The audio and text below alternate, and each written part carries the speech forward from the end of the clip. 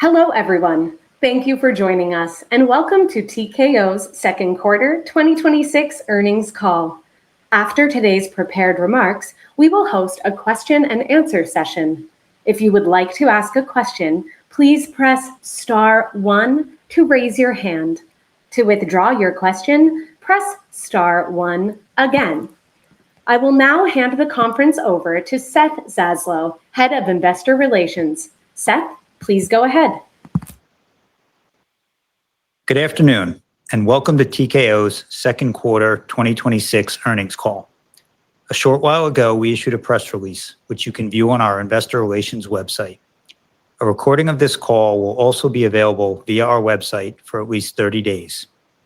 After prepared remarks from Ari Emanuel, TKO's Executive Chair and Chief Executive Officer, Mark Shapiro, TKO's President and Chief Operating Officer, and Andrew Schleimer, TKO's Chief Financial Officer, will open the call for questions. Mark and Andrew will be handling the Q&A. The purpose of this call is to provide you with information regarding our second quarter 2026 performance. I want to remind everyone that the information discussed will include forward-looking statements and/or projections that involve risks, uncertainties, and assumptions. Please see our filings with the Securities and Exchange Commission for further detail.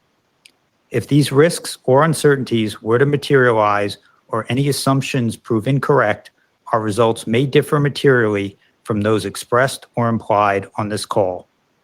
Forward-looking statements speak only as of the date they are made, and we undertake no obligation to update them in light of new information or future events, except as legally required. Our commentary today will also include non-GAAP financial measures, which we believe provide an additional tool for investors to use in evaluating ongoing operating results and trends. These measures should not be considered in isolation from or as a substitute for financial information prepared in accordance with GAAP. Reconciliations between GAAP and non-GAAP metrics can be found in our press release issued today, as well as the information posted on our IR website. With that, I'll now turn the call over to Ari.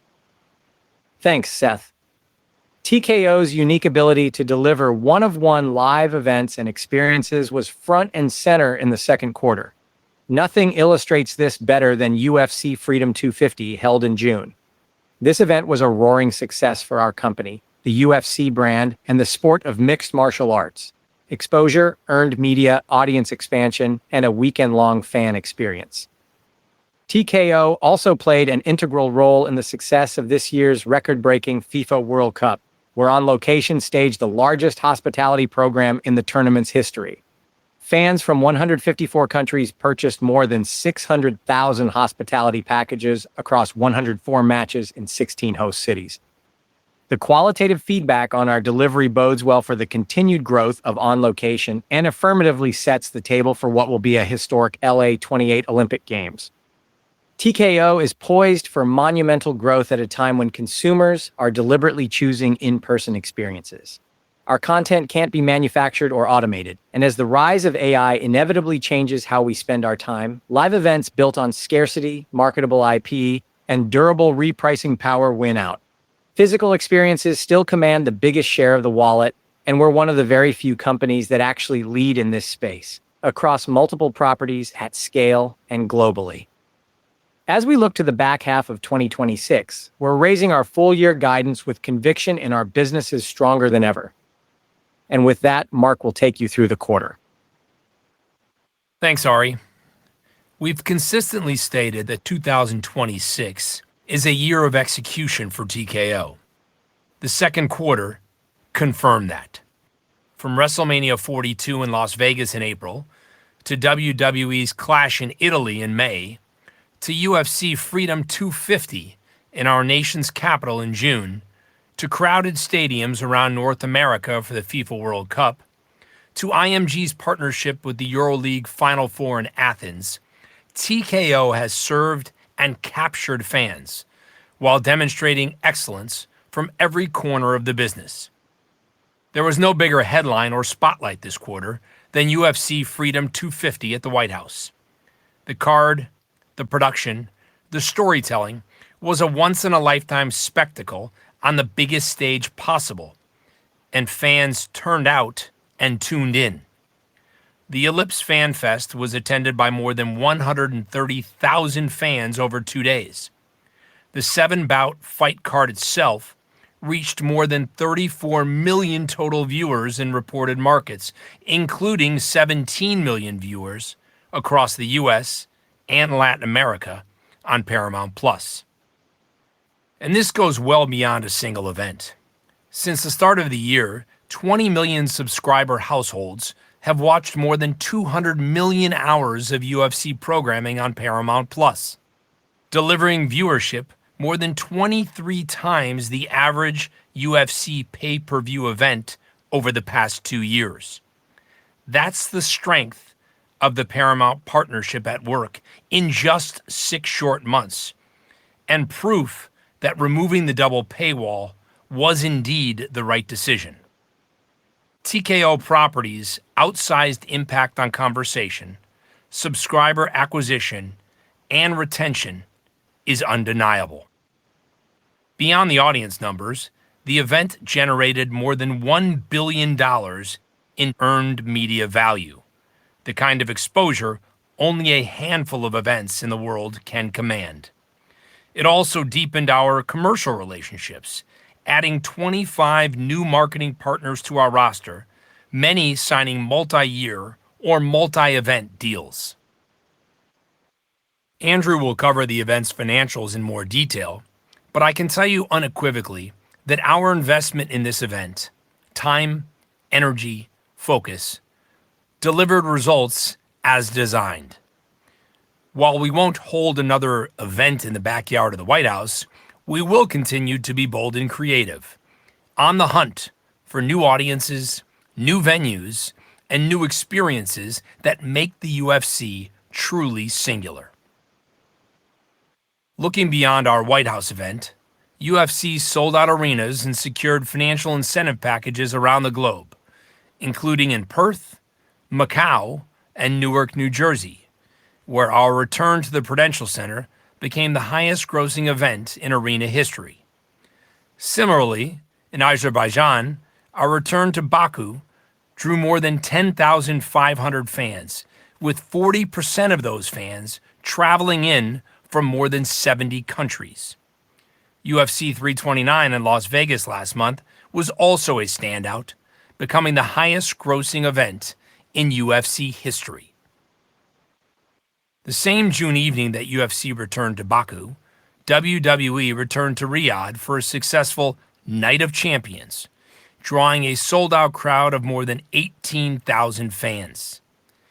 Building on last month's successful return to Abu Dhabi, our remaining events in the Middle East are all systems go as planned for the remainder of 2026.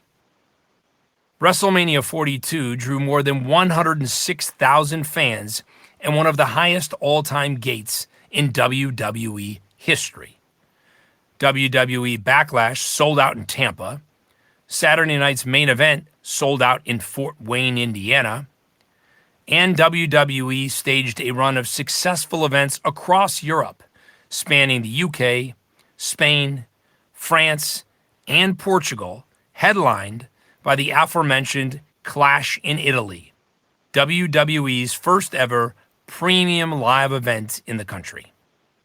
Coinciding with our local launch on Netflix, Clash sold out Turin's Inalpi Arena and set the record for the highest grossing entertainment event ever at that arena.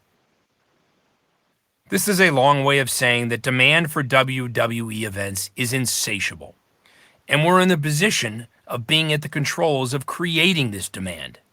We have full autonomy over where we bring every event, and we can be surgical in our approach to growing our fan base for the long term. Our decision-making is deliberate. SummerSlam is a prime example. Following last year's record 2-day event at MetLife Stadium, we decided to take this premium live event to Minneapolis this summer for our first ever stadium show in the city, backed by a meaningful financial incentive package. The 2-day show was extraordinary. The sold-out corresponding WWE Fan Fest delivered strong engagement metrics. Across TKO, we prioritize both the fan experience and improving profitability. They are not mutually exclusive, and they are not always in that order. Which brings me to recent chatter around WWE viewership. On Netflix, WWE Raw was a global top 10 title every single week of the second quarter. And beyond our expansion with Netflix into Italy, we recently launched premium live events with the streamer in Germany, Austria, and Switzerland as markets continue to come online. With ESPN in the United States, WrestleMania Night 1 is the #1 program on ESPN2 this year, while Backlash and Clash in Italy both had strong viewership. Meanwhile, SmackDown on USA Network was a top 3 Friday cable show in the United States among adults 18 to 49 in 9 of 13 weeks in the quarter, with 3 #1 finishes. These numbers tell the real story. And I would add that TKO properties like UFC, WWE, PBR, and increasingly Zuffa Boxing are purpose-built for our current social media environment. Social media amplifies our events. Shared highlights and content don't substitute for the event itself. They market the next one. Our financial incentive packages strategy is also gaining meaningful traction. Our properties deliver real economic impact and cultural connection for cities, and that value increasingly shows up in the deals we strike with tourism boards, states and local municipalities, and private partners. We're still early, and the runway to scale this in more markets and cities across all our properties and for bigger commitments is significant. Our strategy is working, and our target of $380 to $420 million by the year 2030 is on plan. To that point, in May, we signed a landmark 3-year, 7-event agreement with the Arizona Sports and Events Alliance, spanning UFC, WWE, PBR, and Zuffa Boxing, one of the broadest multi-property financial incentive package deals we've put together to date. And next week, UFC 330 brings a championship bout back to the city of brotherly love, Philadelphia, for the first time in 15 years as part of the city's America 250th celebration, another market investing in TKO to drive economic impact. The value of our live events is undeniable, and it's only going to grow from here. As Ari mentioned, while AI makes content cheaper and easier to produce, what can't be manufactured becomes scarcer and more valuable.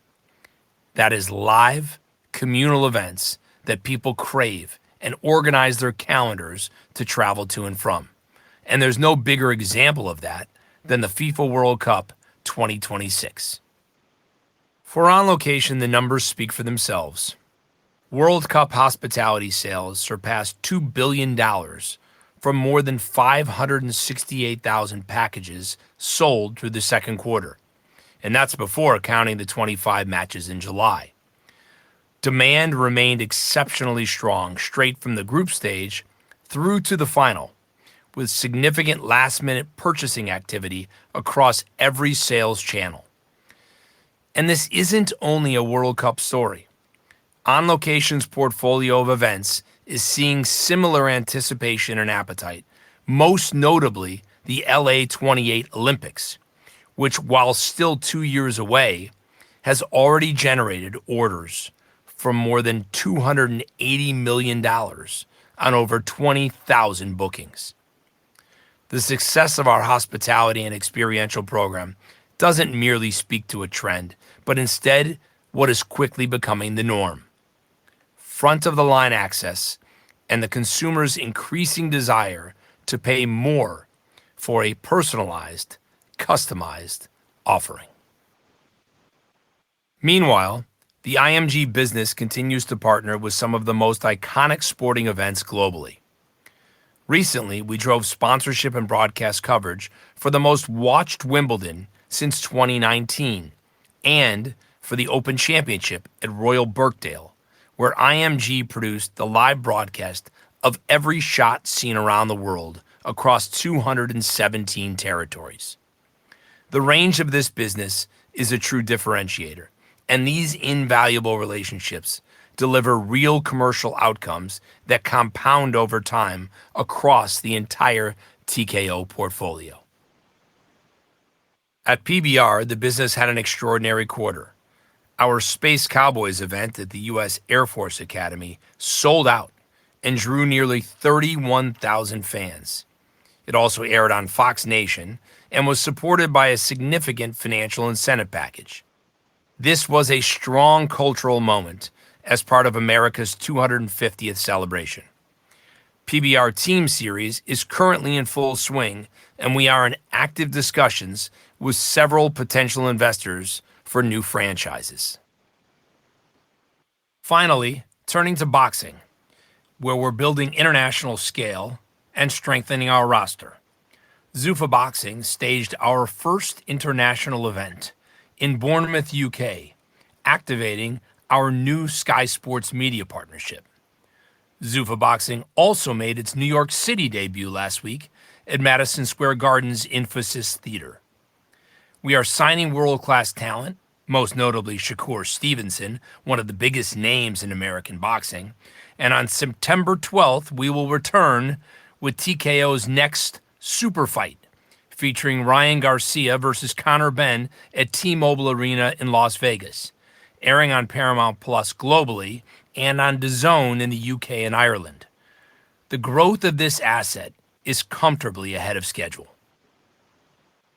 Altogether, the second quarter was another period of disciplined, high-quality execution. Sports has become the anchor of premium media, commanding unrivaled live audiences and cultural relevance.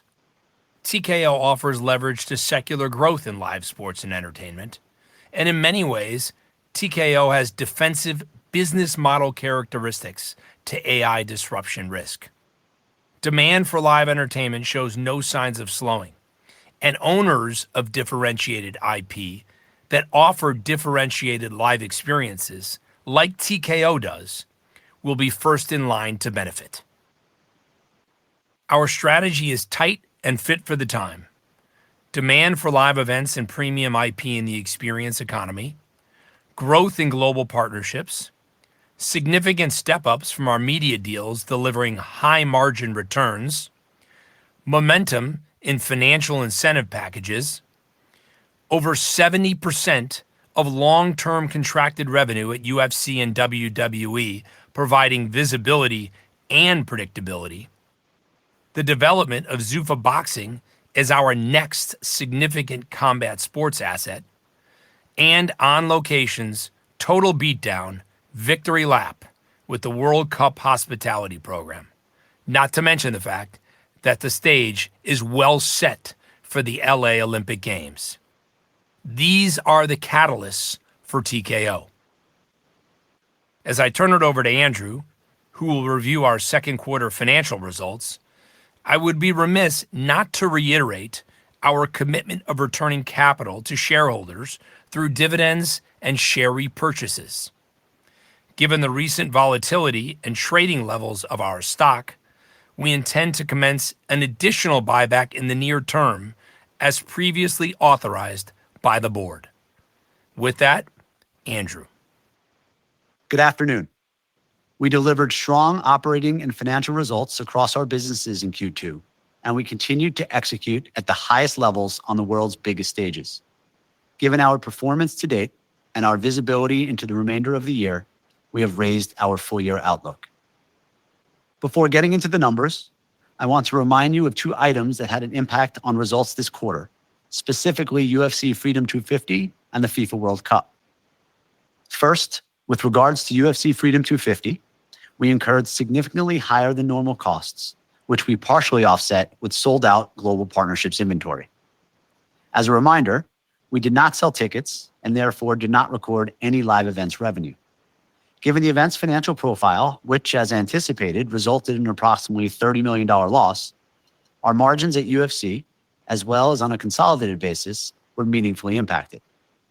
Second, revenue and adjusted EBITDA for the FIFA World Cup are recognized based on the volume of matches delivered, and as such, will benefit both Q2 and Q3. In the second quarter, we recorded approximately $45 million of adjusted EBITDA at the IMG segment. Given the scale and complexity of this event, we're still in the process of closing out our books to determine the final financial results, but we now expect to exceed our estimate of approximately $75 million in adjusted EBITDA for the full year. Moving to our consolidated results for the second quarter. We generated revenue of $1.547 billion and adjusted EBITDA was $650 million. Our adjusted EBITDA margin was 42%. Revenue increased 18%, adjusted EBITDA increased 23%, and adjusted EBITDA margin increased approximately 180 basis points as compared to the prior year. Removing the impact of UFC Freedom 250, we would have seen significantly higher total company margin expansion. In the quarter, UFC generated revenue of $536 million, an increase of 29% or $120 million. Adjusted EBITDA was $280 million, an increase of 15% or $36 million. UFC's adjusted EBITDA margin was 52%, down from 59% in the prior year period. Removing the impact of UFC Freedom 250, UFC margins would have increased meaningfully year over year. As previewed on our last call, UFC's event mix had a notable impact on Q2 results. UFC held 12 total events in the period, 2 numbered events and 9 fight nights plus UFC Freedom 250, compared to 11 total events in the prior period, comprised of 4 numbered events and 7 fight nights. Media rights production and content revenue increased 25% to $325 million, driven by a step-up in media rights fees related to the Paramount deal that began in January, and would have been even higher if it were not for the fact we held 1 fewer numbered event compared to 2 additional fight nights, which had an unfavorable net impact in the quarter. Partnerships and marketing revenue increased 69% to $145 million, driven by the addition of new partners and higher renewals from existing partners, largely related to UFC Freedom 250. We successfully leveraged this unique event to strengthen our relationships with existing partners, including RAM and Crypto.com, and create a point of entry for new categories and partners, including Exodus, Anduril, Supershore, and Starlink. Consumer products licensing was a bright spot, with revenue increasing 61% to $18 million. We're seeing improved royalties from our main licensees, a direct correlation to the strength of the UFC brand. We also released EA Sports UFC 6 on June 19th, delivering by far our strongest launch in franchise history across all financial and engagement metrics.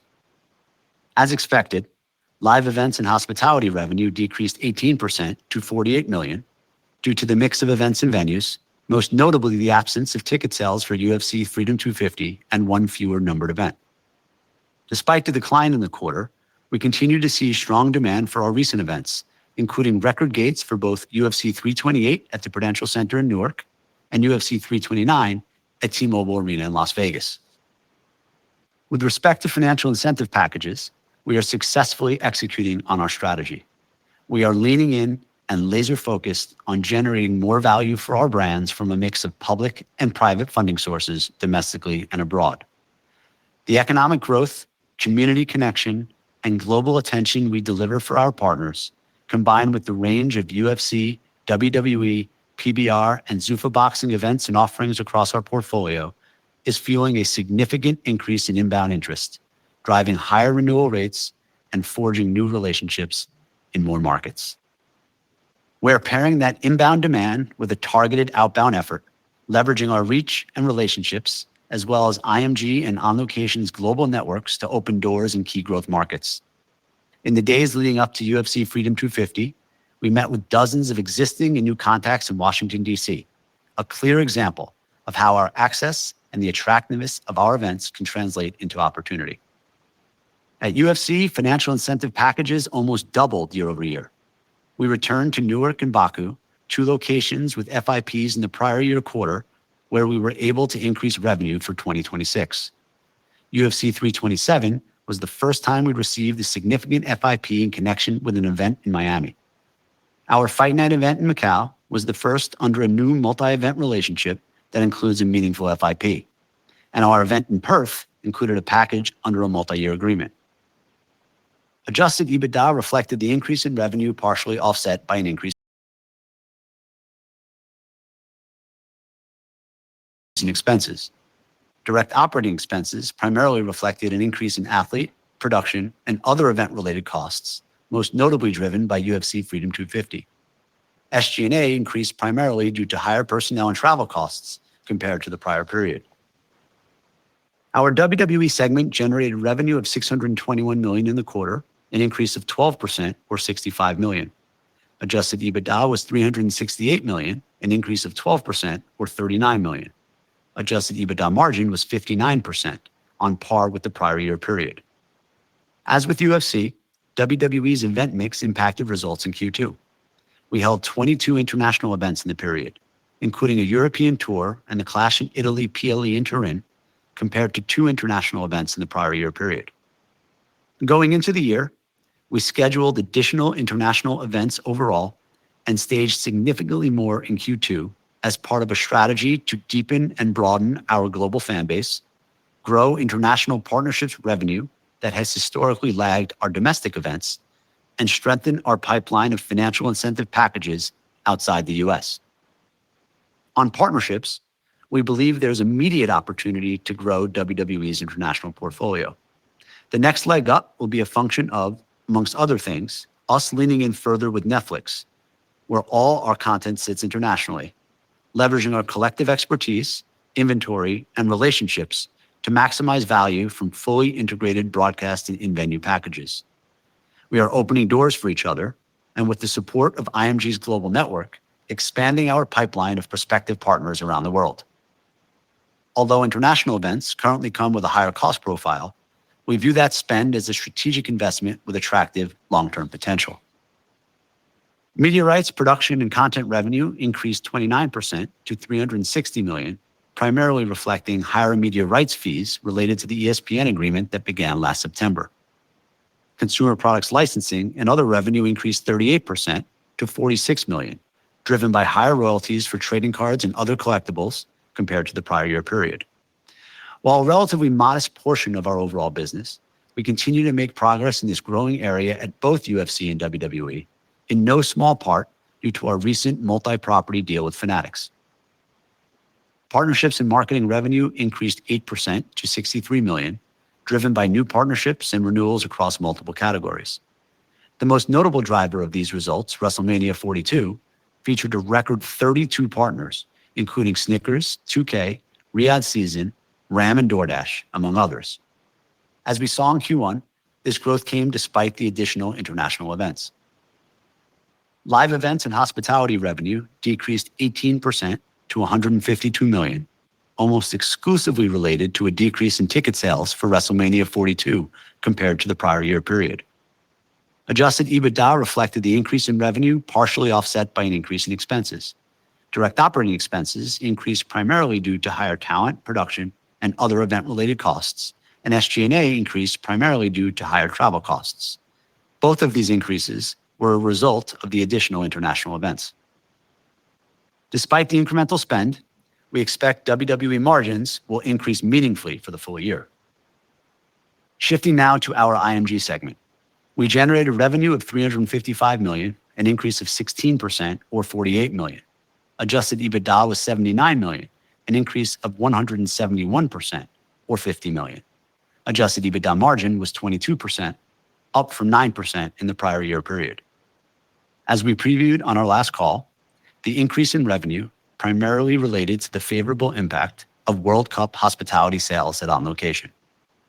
Revenue at the IMG business decreased slightly over the prior year period due to the expiration of certain deals, most notably a contract for Italy's premier professional cycling event.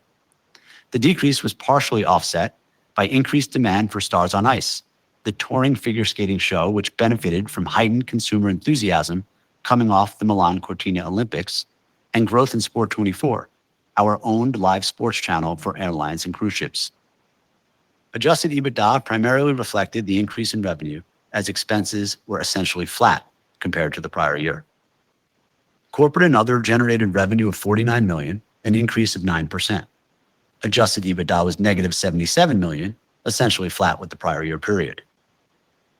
The increase in revenue was primarily driven by higher management fees related to our boxing initiatives, as well as higher live events and partnerships revenue at PBR, driven by our Space Cowboy event held at the U.S. Air Force Academy, which included a sizable FIP.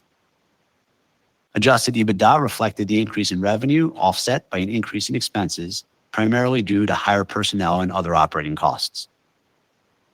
Now moving on to our capital structure. In the second quarter, we generated $350 million of free cash flow. Our free cash flow conversion of adjusted EBITDA was 54%. Free cash flow included the favorable impact of $22 million of net collections related to On Location for the FIFA World Cup. Free cash flow also included the unfavorable working capital impact of UFC's new media rights deal with Paramount. Turning to capital allocation. As Mark noted, maintaining a robust and sustained capital return program remains a top priority. Year to date, we've returned in excess of $1.3 billion of capital to equity holders through our dividends and share repurchases. On June 30th, we made our Q2 cash dividend payment from TKO OpCo of approximately $150 million or 79 cents per share. We intend to continue to fund quarterly cash dividends with cash flow from operations or cash on hand. Regarding share repurchases, as we previously disclosed, on June 30th, we completed our most recent ASR agreement to repurchase $800 million, or approximately 4.2 million shares of our Class A common stock. In May, we commenced repurchases under a 10b5-1 trading plan for up to $200 million of our Class A common stock. We completed the program in July, and in the aggregate, repurchased an additional 1 million shares under the plan. Currently, we have just over $1 billion available under our previously authorized repurchase program.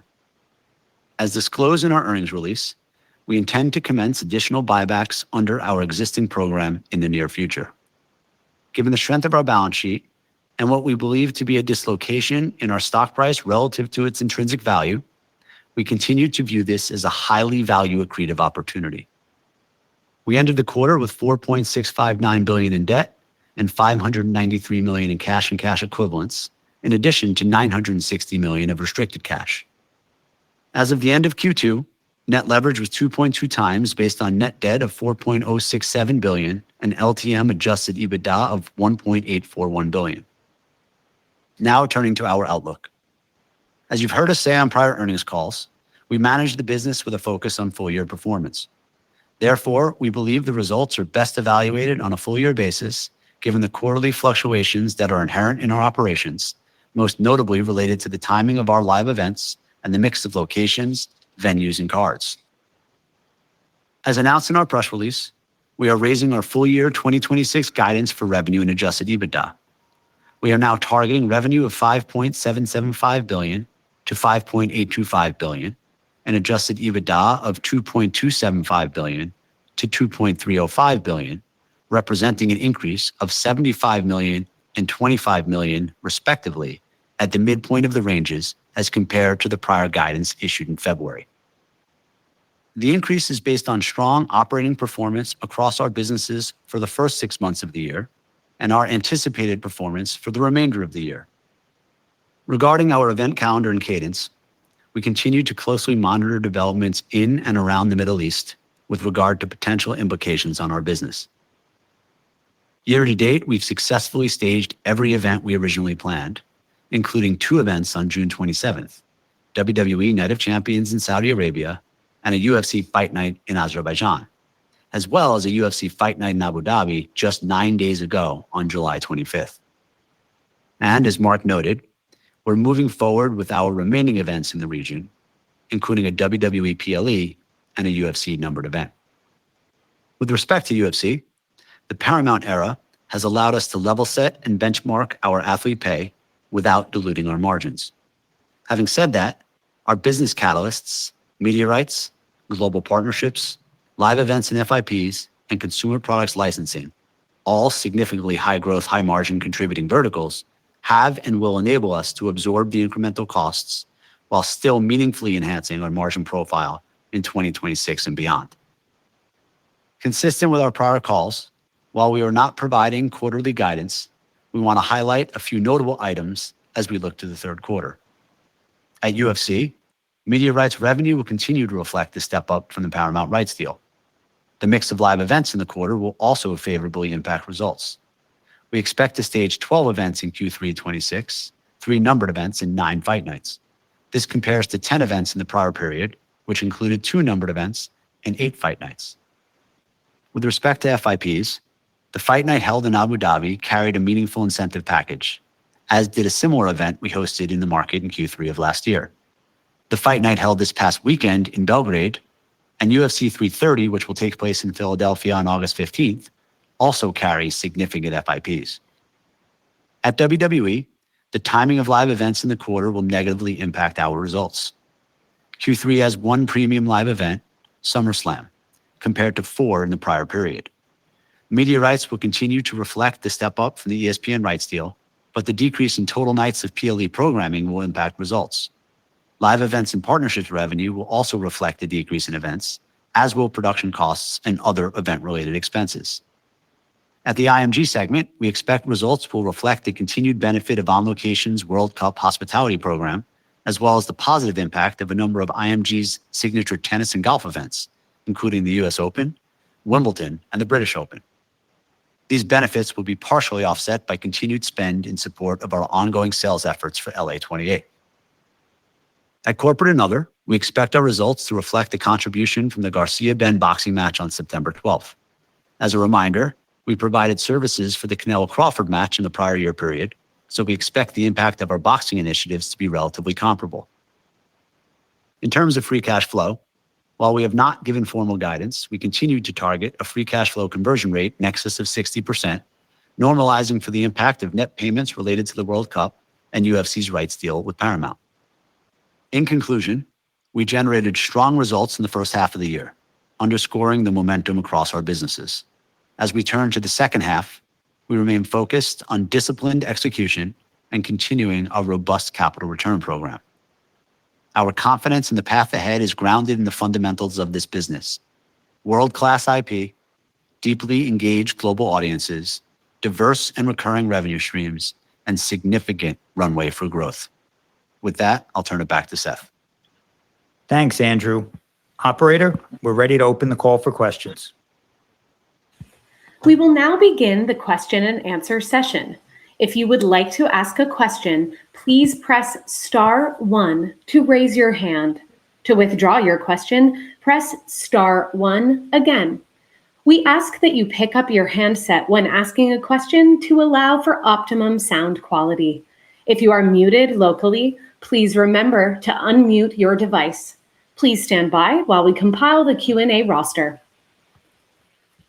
Your first question comes from the line of Brandon Ross with LightShed. Your line is now open. Please go ahead.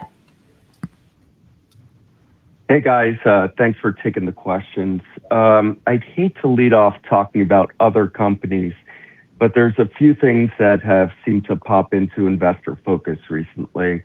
On the first one, PFL hasn't really materialized into any kind of threat following the hoopla around the Saudi investment a few years ago. But now they're joining with Jake Paul and MVP, and I guess the relationship they have with Netflix. How do you believe that combo can impact your business, and how seriously do you take them as a competitor? Thanks, Brandon. Look, I would say that clearly on an individual standalone basis, these promotions, both MVP and PFL, were not necessarily sustainable. Now they've come together, and we'll see what they can conjure up. What we know is that competition's always made us stronger, and a rising tide lifts all boats. Okay, and I know you keep saying it, 2026 has been the year of execution for you, and you've continuously pointed out you don't anticipate any major M&A, but potential deals like a combo with Formula One have come into investor dialogue once again and probably impacted both your stock prices. Are you open to bigger M&A as you turn the page to 2027, or do investors just have this wrong? Look, as we said in our prepared remarks, as we've said quarter after quarter, as you just said, we are 100% focused on execution. And if we continue doing just that effectively, TKO will remain a beat and raise story. We are not hunting for M&A of any kind. There are absolutely no conversations with F-Wonk, anybody else for that matter, and there's absolutely nothing on the horizon that would take our eye off the ball from our execution story. Anyone spreading that is just flat out lying, and anyone speculating that is just flat out seeing ghosts. Perfect. Thank you for your candor. Always. Your next question comes from the line of Stephen Laszczyk with Goldman Sachs. Your line is now open. Please go ahead. Hey guys, thanks for taking the questions. Mark, you spoke a lot to the strong engagement trends you saw in the quarter from the UFC and WWE. I would be curious if you'd speak a little bit more looking ahead to how you keep engagement growing from here, how you're thinking about things like balancing international engagement versus protecting the engagement in your core markets, and then ultimately where, if anywhere, across the leagues do you think there might be an opportunity to make investments to realize some of these engagement goals? Yeah, look, Stephen, I would just tell you that we are as focused on engagement as we are on reach. And that's the name of the game. I mean, that is the equation, if you will, right? The catalyst for our company is Andrew and I both laid out, are simple. They're identifiable. They're easier to model than most. There are no hidden recipes when it comes to TKO. We're about event ticket sales and optimization. We've got a strong guide on global partnerships, 1.2 billion by 2030. We've got a strong guide on financial incentive packages, 380 million to 420 million by 2030. Both of those are on good, solid ground with some strong secular tailwinds behind them. Our media deals are locked in at approximately $15 billion of aggregate value for the next 5 to 7 years. Our next major combat sports asset, Zuffa Boxing, is not just underway, it's ahead of plan. I'm sure you're reading each and every day about different fighters that are signing up under the Zuffa Boxing banner. We're prudent when it comes to M&A. And as you just heard me say, there's nothing on the horizon and we're not hunting for anything. We're highly cash flow generative, and we have a management team and a board that's laser focused on returning capital to shareholders. So when you're focusing on the business at hand, you are constantly looking at how you improve the overall fan experience, how you best position your brand for domestic and international growth, to your point. You focus on audience growth and how you bring more people under the tent with singular, big, eye-catching events that generate significant conversation. And at the same time, you also look at what's best from an investment standpoint for our shareholders. That's what we do. And I would tell you that we believe our value proposition is second to none. And if we keep doing our jobs right, that pendulum is going to swing a little bit, whereby, let's take SummerSlam as an example this past weekend in Minneapolis. And I know it's not in the quarter, but I think it's an apropos point here. Look, we could have done SummerSlam on one night and likely had a higher ticket per cap. But in looking at that event, we chose 2 days because we thought it would be an overall better fan experience. We thought it would be a better viewing experience on ESPN. We thought we would get more marketing for our brand on ESPN. We thought it was important to go back to the Midwest, that outside of Elimination Chamber last year in Chicago, we really haven't been doing enough of our PLEs in the Midwest. So as I said in my prepared remarks, it's not always about the actual bottom line, right? We prioritize the fan experience and improving profitability. They're not mutually exclusive, and they're not always in that order. And if we get the equation right, we're growing globally, which is certainly important to us and to Netflix. And if we get that right, we're driving viewership and global partnerships and financial incentive packages here domestically at home. Thanks for that. And then if I could, just on the guidance increase for Andrew, I'd be curious if there was any more detail you could provide around the drivers of that increase. It sounds like the World Cup performed better than expected so far in the second quarter. But as you look out, any other parts of the business that are either performing better or worse than expected? Yeah, look, I think the increase is not necessarily a result of any one specific item, so I don't want to over-index on the World Cup, even though we had a strong contribution in Q2. Obviously, there'll be Q3 contribution, and it'll be above our prior announced expectations for the World Cup. But it really reflects the overall strength in our business, especially UFC, which is firing on all cylinders now, and a number of moving pieces. So nothing in particular to call out, but I do want to make sure that it's not an over-index on World Cup. Great. Thank you both.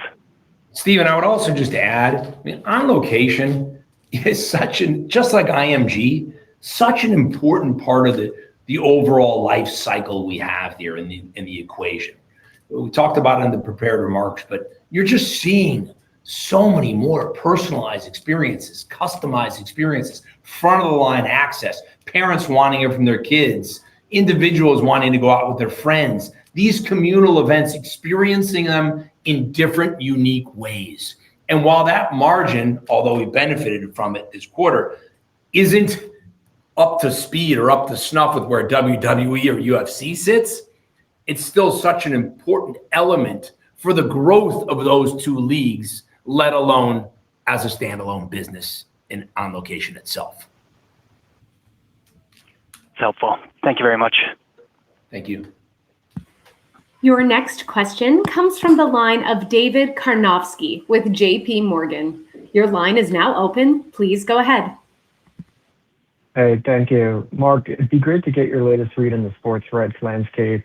I know you're intra-cycle, but there's a lot in the pipeline from now until 2 years out when you might bring SmackDown or NXT to the market. So just how are you thinking about things, and is there any optionality on your end to accelerate discussions?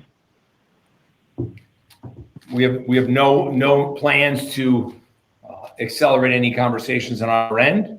We believe we're very well positioned with long-term deals, recurring revenue, locked in escalators, and very motivated marketing partners. So we're grateful to be there, and we're of course paying attention to all that's on the horizon, whether that's World Cup or Major League Soccer or the NFL, obviously the NHL. I mean, there's a lot in the queue, and we are kind of there to support and drive as it relates to the IMG business, and they're seeing that business quite frothy at the moment. And I think it does come back to the fact that sports are just in a category all to itself right now. I mean, it truly is. Live experiences, unpredictable outcomes, passionate fan bases, historically strong, passionate fan bases, and terrific engagement, even in games that aren't always so close.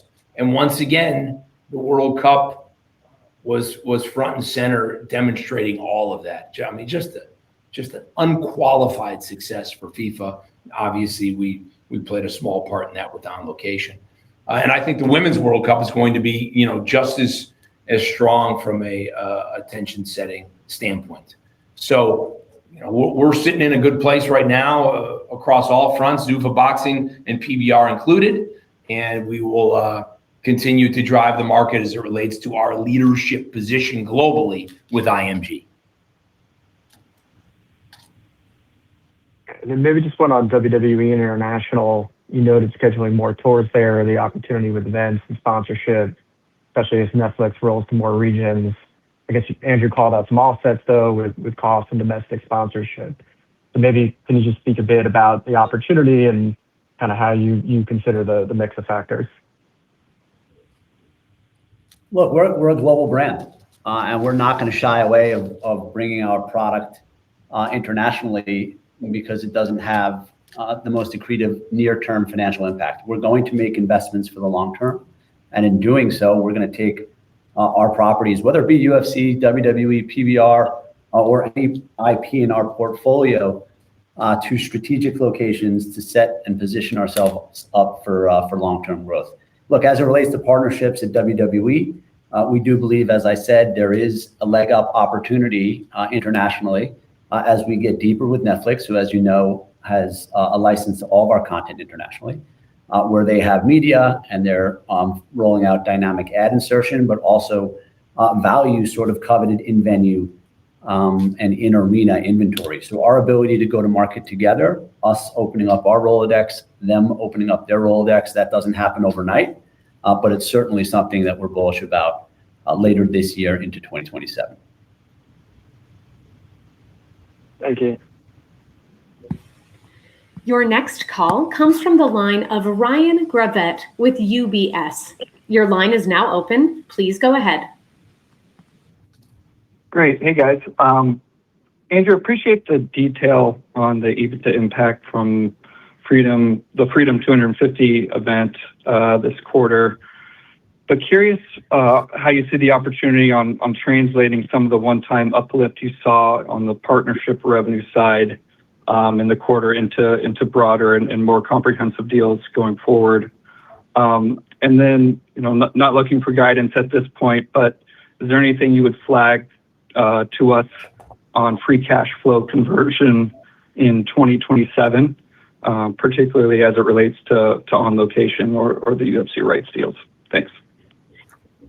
Look, on UFC Freedom 250, I will reiterate, we came in exactly as anticipated, or close enough for government work, with a loss of approximately $30 million.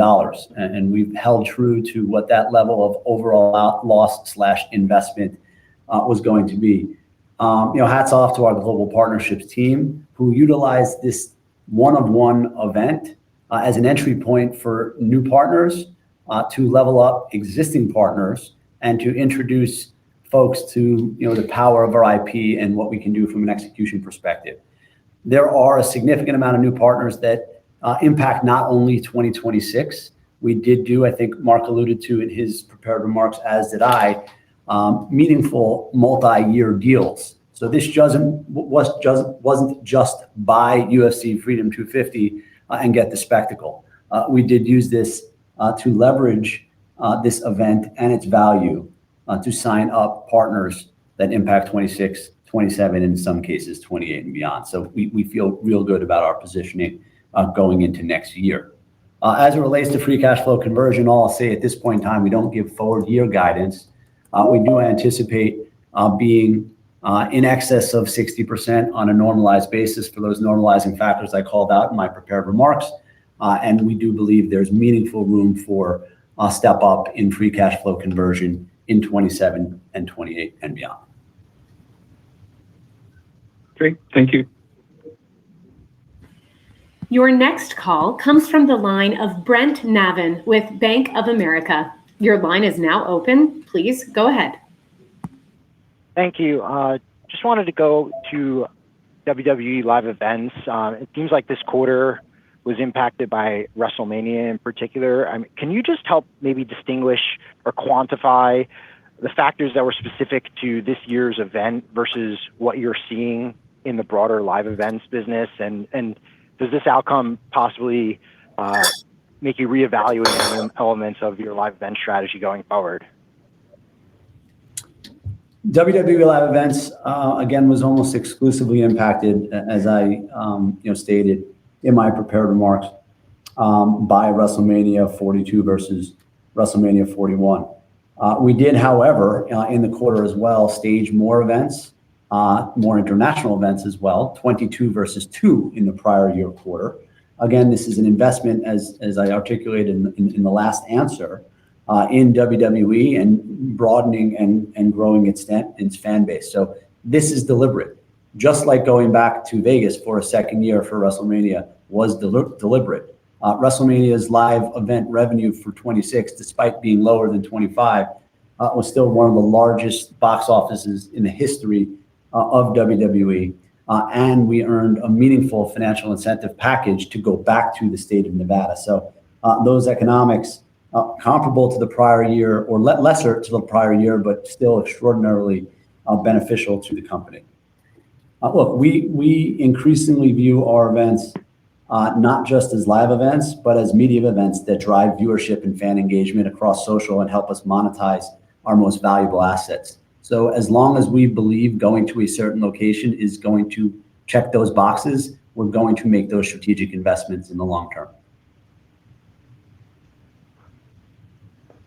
Thank you. And just maybe as a follow-up, I mean, it seems like historically some of your highest profile events, whether, Freedom 250, the Sphere event a few years ago, or even bringing back Conor, have generated a lot of interest and engagement around the UFC product. I guess why not be more aggressive in investing behind these tentpole events if it drives that audience growth, engagement, and ultimately longer term value, and possibly even expanding that to the WWE ecosystem as well? Look, I think you heard us say in the prepared comments that we will be hunting for new opportunities, unique experiences, seminal venues in various regions of the world that help us garner that same kind of buzz and attention. So it's not that we're not doing it. It's that they take a while to put together, and there's a lot of parties and negotiations and calendars and dates and venue deals, and not to mention clients from all walks, meaning global partners versus obviously the platforms in which we air. I mean, there's a lot of factors that go into putting the calendar together. But yes, I would remind you that when we did the Sphere, everyone was afraid that, this once in a lifetime spectacle was going to be a financial loser for us. It wasn't. Then when we did UFC Freedom 250, despite telling everyone we were going to lose $30 million and do record-setting numbers in terms of earned media, nonetheless, I kept reading about the fact that they're probably going to lose more than they say, and we didn't. Conor was just a 329. I mean, that's just a numbered event. That wasn't anything different from what we do week to week, albeit that he hadn't fought in such a long time. So there was, great demand in having a chance to see him come back to the stage. Look, we say what we mean, and we mean what we say. And we are in the business of putting on the best of the best live events and experiences.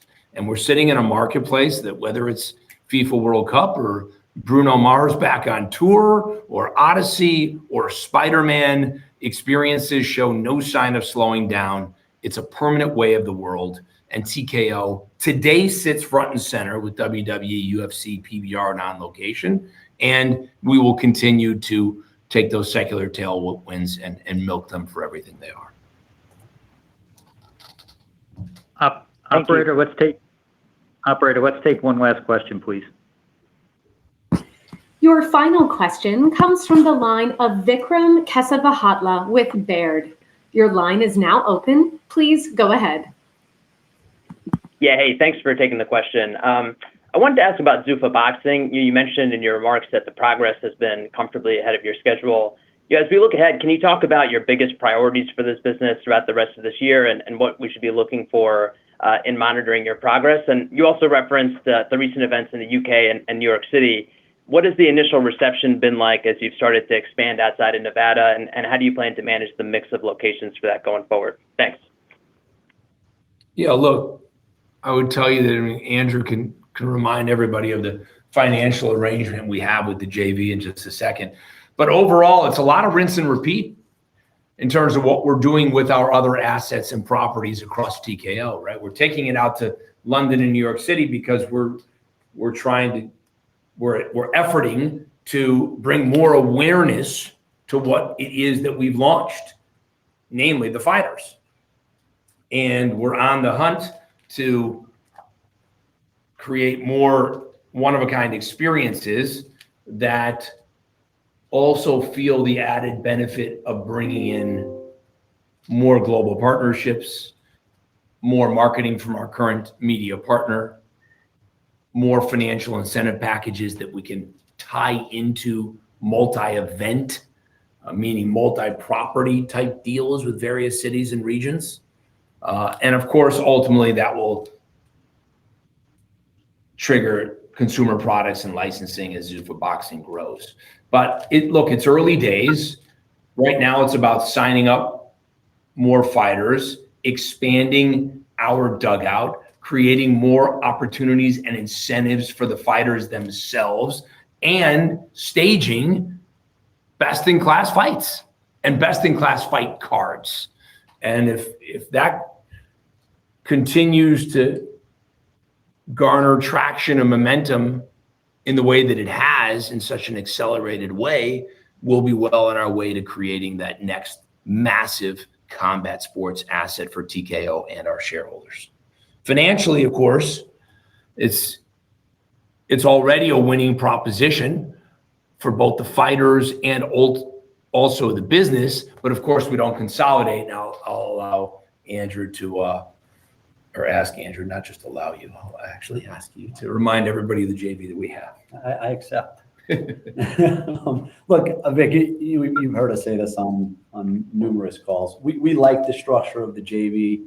We take calculated and intelligent risks. This is low risk, but allows us to have our fingerprints on a third combat sports vertical with a path for meaningful equity ownership that will ultimately enhance our firm value. We're here to build something, but we have no funding obligations and we don't take financial risk. It's really opportunity cost of time and materials.